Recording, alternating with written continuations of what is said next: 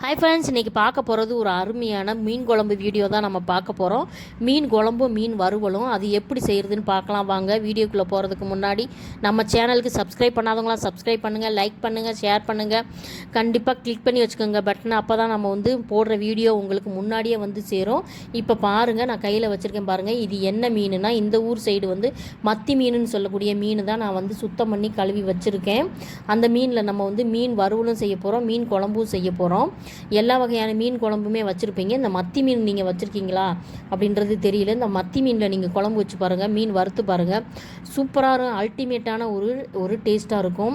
மீன் குழம்பு ரொம்ப டேஸ்ட்டாக இருக்கும். சாதாரணமாக நம்ம வச்சாலும் தேங்காய் அரைச்சி ஊற்றி வைக்கலைனாலும் சூப்பராக இருக்கும். அந்த குழம்பு சாப்பிட்றதுக்கும் நல்லாயிருக்கும், மீன் வறுத்து சாப்பிட்றதுக்கும் நல்லாயிருக்கும்.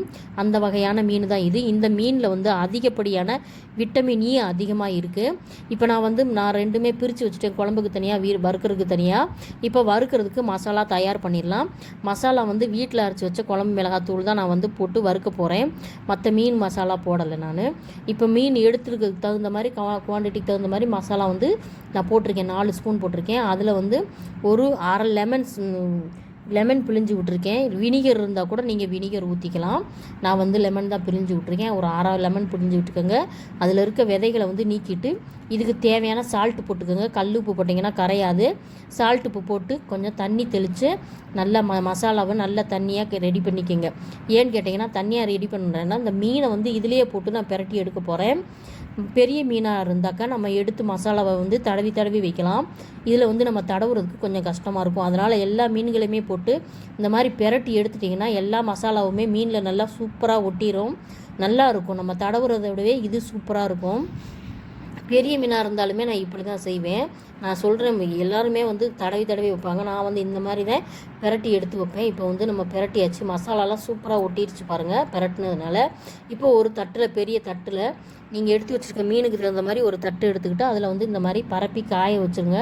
காய வைக்கணும்னா இந்த மசாலா உள்ள இந்த மீன் நல்லா உடனே அப்சர்வ் பண்ணிக்கிறோம். அந்த வகையான ஒரு மீன் தான் இது. இருந்தாலும் நம்ம குழம்பு வைக்கிற வரைக்கும் இந்த மீன் நல்லா மசாலா நல்லா ஊறட்டும். மசாலா நல்லா ஊறின மீன் அதிக டேஸ்ட்டு கொடுக்கும். அதுக்காக இப்போ இந்த மீன் மசாலாவில் நீங்கள் ஒரு முட்டை வேணும்னாலும் சேர்த்துக்கலாம். இன்னும் கொஞ்சம் அதிகப்படியான டேஸ்ட்டு கொடுக்கும். இப்போ தான் அதை நம்ம ஒரு ஓரமாக எடுத்து வச்சுட்டு மீன் குழம்புக்கு தேவையான நம்ம புளி கரைசலை ரெடி பண்ணிக்கலாம். இப்போ மசாலா பிரட்டுன அந்த பாத்திரத்திலே போட்டு தண்ணி ஊற்றி நம்ம ஒரு பெரிய லெமன் அளவுக்கு புளி எடுத்துக்கலாம். அந்த புளியை போட்டு உப்பு போட்டு ஊறுறதுக்கு உப்பு போட்டு நம்ம எடுத்து வச்சுக்கலாம். எடுத்து வச்சுக்கிட்டு நம்ம வெங்காயம், பச்சை மிளகாலாம் ரெடி பண்ணி வச்சுக்கிட்டு நம்ம குழம்பை கூட்டி வைக்கலாம். நான் சாம்பார் வெங்காயம் முன்னாடியே உரித்து வச்சுருக்கேன் ஒரு கொஞ்சம் அளவு. இன்னும் வெங்காயம் பத்தாதனால பெரிய வெங்காயமும் கொஞ்சம் போட்டுக்கலாம். வெங்காயம் நிறையா சேர்த்தா தான் மீன் குழம்பு எப்பயுமே நல்லா டேஸ்ட் இருக்கும். அதனால் 2 வகையான வெங்காயத்தையுமே சேர்த்து இப்போ நான் உங்களுக்கு குழம்பு வச்சு காமிக்க போகிறேன். இப்போ எல்லா வெங்காயமே வெட்டியாச்சு. இப்போ ஒரு பாத்திரத்தில் அதை அள்ளி வச்சுக்கலாம். அள்ளி வச்சுக்கிட்டு நம்ம மீன் குழம்பு தாளிச்சுக்கலாம். ரொம்ப ஈஸி தான் மீன் குழம்பு, எல்லாருக்குமே வைக்க தெரியும். எல்லாருமே என்ன மிஸ்டேக் பண்ணுவோம், ஒன்று புளிப்பு ஊற்றிடுவோம், இல்லைன்னா கொஞ்சம் காரம் போட்டுருவோம். ஆனால் இந்த மீனில் புளிப்பு போட்டாலும் அந்த அப்சர்வ் பண்ணிக்கிறோம், உரப்பு போட்டாலும் நல்லா அப்சர்வ் பண்ணிக்கிறோம். டேஸ்ட்டு கரெக்டாக சூப்பராக இருக்கும் இந்த மீன். நீங்கள் ஒரு நாளைக்கு இந்த மீன் வாங்கி செஞ்சு பாருங்கள்.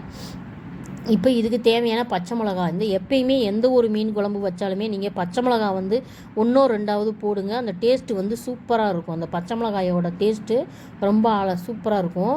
நான் எனக்கு தகுந்த மாதிரி நான் என்னோடய காரத்துக்கு ஒரு 4 பச்சை மிளகா போட்டிருக்கேன். நான் உடச்சி தான் போட்டிருக்கேன். இப்போ புளி கரைசலை புளியை கரைச்சி நல்லா வடிகட்டி எடுத்து வச்சுருக்கேன். அந்த திப்பியெல்லாம் கீழே போட்டுட்டு டஸ்ட்டெல்லாம்.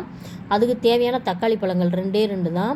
நீங்கள் வதக்கி விடலாம். இந்த மாதிரி நான் எப்பயுமே மீன் குழம்புக்கு இந்த மாதிரி கரைச்சி தான் விடுவேன். தக்காளி பழத்தில் இருக்க அந்த மூக்கை எடுத்து ரிமூவ் பண்ணிவிட்டு அந்த மூக்கு மாதிரி இருக்கும் பார்த்திங்களா, மேலே அந்த காய்க்கும் இல்லையா அந்த காம்பு, அதை எப்பயுமே குழம்புல போடாதீங்க. அது வேகவே வேகாது. கல்லடைப்பு வர்றதுக்கு அதுதான் மெயின் ரீசனு. அதனால் அந்த மூக்கு மாதிரி இருக்க பகுதியை வெட்டி கீழே போட்டுட்டு இந்த தக்காளியை நல்லா பிசைஞ்சு விடுங்க. இப்படி பிசைஞ்சு விடுறதுல டேஸ்ட் அதிகமாக கொடுக்கும்.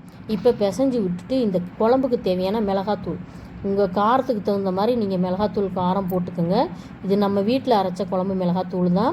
நான் கீழே டிஸ்கிரிப்ஷனில் லிங்க் கொடுக்குறேன். மிளகாத்தூள் எப்படி அரைக்கிறதுன்றது தெரியாதவங்க பார்த்து அரைச்சிக்கோங்க, என்னென்ன அளவுகளை அப்படின்றது. இப்போ அதை ஒரு ஓரமாக எடுத்து வச்சுக்கலாம் அந்த கலவையை. இப்போ ஒரு பாத்திரம், அடிகனமான பாத்திரத்தை எடுத்து வச்சுக்கிட்டு நான் எப்பயும் போல் மீன் குழம்பு தாளிக்கிற மாதிரி தாளிச்சிக்கலாம். இன்றைக்கி நான் வந்து எப்பயுமே வந்து நல்லெண்ணெயில் தான் குழம்பு வைப்பேன். இன்றைக்கி நார்மலாக நான் வந்து கோல்டு வின்னரில் ஒரு பெரிய குழிக்கரண்டி அளவுக்கு ஒரு கரண்டி எண்ணெய் ஊற்றிருக்கேன். எண்ணெய் ஊற்றி கடுகு கொஞ்சம் அதிகமாக போடுறேன். ஒரு 1.5 ஸ்பூன் போட்டு நம்ம தாளிக்கணும். இந்த கடுகோட அந்த இது டேஸ்ட்டு நம்மளுக்கு சேர்ந்தால் தான் மீன் குழம்பு நல்லாயிருக்கும். அதனால் கொஞ்சம் 1/2 ஸ்பூன் அதிகமாக போட்டிருக்கேன். ஜீரகம் போட்டிருக்கேன். ஒரு சிலர் வந்து சோம்பு போட்டு தாளிப்பாங்க மீன் குழம்புல. நம்ம வந்து மிளகாத்தூளே நிறையா சோம்பு போட்டிருக்கனால சோம்பு போடலை. இப்போ கருவேப்பிலையும் போட்டு தாளித்து விட்டுக்கலாம். அறுத்து வச்சுருக்க அந்த வெங்காயத்தையும் நம்ம போட்டுக்கலாம். நல்லா எண்ணெய் காஞ்சிருச்சு. இந்த வெங்காயம், பச்சை மிளகா, கருவேப்பிலை எல்லாமே ஒன்றா சேர்ந்து நல்லா வதங்கினா தான் இந்த மீன் குழம்பு எப்பயுமே டேஸ்ட்டு கொடுக்கும். ஒரு சிலர் வந்து நல்லா வதங்காமே அப்படியே ஊற்றி கொதிக்க வச்சுருவாங்க. அந்த குழம்பு வந்து நீத்து போன மாதிரியே இருக்கும். நம்ம சாதத்தில் ஊற்றினோம்னா நீத்து ஓடும். தண்ணி தனியாக, குழம்பு மசாலா தனியாக ஓடும். அது என்ன காரணம்னா இந்த பச்சை மிளகா, வெங்காயம், தக்காளியெல்லாம் நம்ம வதக்காமல் ஊற்றுறது தான். இப்போ பார்த்திங்கன்னா நம்ம வீடியோவில் நல்லா வதங்கிருச்சு வெங்காயம். இப்போ வதங்கின பின்னாடி தான் அந்த மசாலாவை நம்ம ஊற்றுறோம். ஊற்றிட்டு ஒரு மூடி வச்சுருங்க. நல்லா கொதிக்கிற வரைக்கும் மூடி வச்சுருங்க. இதுக்கு தேவையான அளவு தண்ணி ஊற்றிட்டு நல்லா உப்பு பார்த்துட்டு எல்லாம் டேஸ்ட்டு பார்த்துட்டு மூடி வச்சுருங்க. நல்லா கொதித்து வேகட்டும். இப்போ நம்ம பார்ப்போம். நல்லா கொதித்து வெந்துருச்சு பாருங்கள். நல்லா கொதிச்சுக்கிட்டு இருக்கு பாருங்கள். நடுவில் நல்லா மலன்னு கொதிக்கிட்டு பாருங்கள். இதுதான் வந்து கரெக்டான பதம். நம்ம குழம்புல எல்லாமே மசாலா, உப்பு, புளி எல்லாமே கரெக்டாக இருக்குன்றது தான் அர்த்தம். நடுவில் கொதிக்குது. இப்போ வந்து டேஸ்ட்டு பார்த்துக்கலாம். எல்லாமே கரெக்டாக இருக்குது. இப்போ வந்து நம்ம மீன்களை போட்டுக்கலாம். எப்பயுமே மீன் குழம்பு வந்து நல்லா பச்சை வாசனை போய் அந்த குழம்பு நல்லா டேஸ்ட்டாக வந்த பின்னாடி தான் நம்ம லாஸ்ட்டாக தான் மீனை வந்து போடணும். ஒரு சிலர் வந்து முன்னாடி லேசாக கொதிச்ச உடனே போட்டுருவாங்க. அது வந்து பச்சை மணத்துக்கிட்டு இருக்கும். குழம்பு சீக்கிரமும் கெட்டு போயிடும். அது ஒரு டேஸ்ட்டே இருக்காது. இப்போ நீங்கள் பார்த்தீங்கன்னா தெரியும், அந்த ஓரத்துல எல்லாம் எண்ணெய் பிரிஞ்சு இருக்கும். அந்த ஸ்டேஜில் தான் நம்ம மீன்களை போடணும். இப்போ மீன்களை போட்டு ரொம்ப நேரம் கொதிக்க விட வேணாம். ஏன்னா மீன் வந்து கொதிச்ச உடனே வெந்துடும். மசாலா வந்து வாசனை போன பின்னாடி போட்டதுனால சீக்கிரமாக வெந்துருச்சு. இப்போ சூப்பரான அல்டிமேட்டான ஒரு மத்தி மீன் குழம்பு ரெடி ஆயிடுச்சு. இப்போ நம்ம மீன் வறுக்கிறதுக்கு தயாராகிக்கலாம். குழம்பை இறக்கி வச்சுட்டு தோசைக்கல்லில் வச்சு நீங்கள் கடாயில் எண்ணெய் நிறையா ஊற்றி கூட பொரிக்கலாம். ஆனால் நான் எப்பயுமே தோசைக்கல்லில் தான் வறுக்கிறது. அப்போ தான் வந்து அது டேஸ்ட்டாக இருக்கும். இப்போ எண்ணெய் ஊற்றி நல்லா எண்ணெய் காஞ்ச உடனே அதுக்கு மேலே இந்த கருவேப்பிலை கொத்தை நீங்கள் வைங்க. ஏன்னு கேட்டிங்கன்னா இந்த கருவேப்பிலை வந்து வைக்கும்போது அதோட அந்த நறுமணம் ரொம்ப சூப்பராக இருக்கும். அந்த அரோமா வந்து ரொம்ப நல்லாயிருக்கும். அதோடு இல்லாமல் கருவேப்பிலையை வந்து நம்ம சாப்பிட்றதே இல்லை. அதனால் அந்த டேஸ்ட்டெல்லாம் வந்து மீனோடு சேர்த்து அந்த வாசனையும் அந்த வேகிறதும் நல்லாயிருக்கும். அது மட்டும் இல்லாமல் இந்த மீன் குட்டி குட்டியாக இருக்கிறதுனால தோசைகளில் ஒட்டுறதுக்கு சான்சஸ் நிறையா இருக்குது. அதனால் இந்த கருவேப்பிலை அந்த இலைகளை போட்டு நம்ம வறுக்கிறோம். ஆனாலும் ஒட்டலை மீன். இப்போ திருப்பி போட்டுக்கலாம்.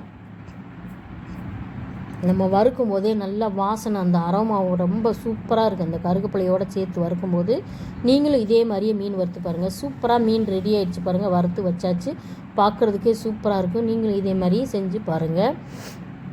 இப்போ வந்து நம்ம உங்களுக்கு சர்வ் பண்ணி காமிக்கிறேன். மீன் குழம்பும் ரெடி ஆயிடுச்சு. மீன் வறுவலும் ரெடி ஆயிடுச்சு. இப்போ சாதம் போட்டு மீன் குழம்பு ஊற்றி மீன் வறுவல் வச்சு சாப்பிடலாம் பாருங்கள். இப்போ குழம்பு பாருங்கள் எவ்வளோ சூப்பராக இருக்குது பார்க்குறதுக்கே. இந்த மாதிரி நீங்களும் உங்கள் வீட்டில் இந்த மாதிரி மத்தி மீன் வாங்கி குழம்பு வச்சு பாருங்கள். நான் சொன்ன அளவுகளோட நீங்கள் செஞ்சு பாருங்கள். செஞ்சு பார்த்துட்டு கமெண்ட் பண்ணி சொல்லுங்கள் எப்படி இருக்குன்ட்டு. மீன் வறுத்ததோடு வச்சு சாப்பிட்டுக்கலாம். வீடியோ பிடிச்சிருந்தா லைக் பண்ணுங்கள், ஷேர் பண்ணுங்கள். கண்டிப்பாக நம்ம சேனலுக்கு சப்ஸ்கிரைப் பண்ணுங்கள், லைக் பண்ணுங்கள், ஷேர் பண்ணுங்கள். அடுத்த வீடியோவில் பார்க்கலாம். பாய்.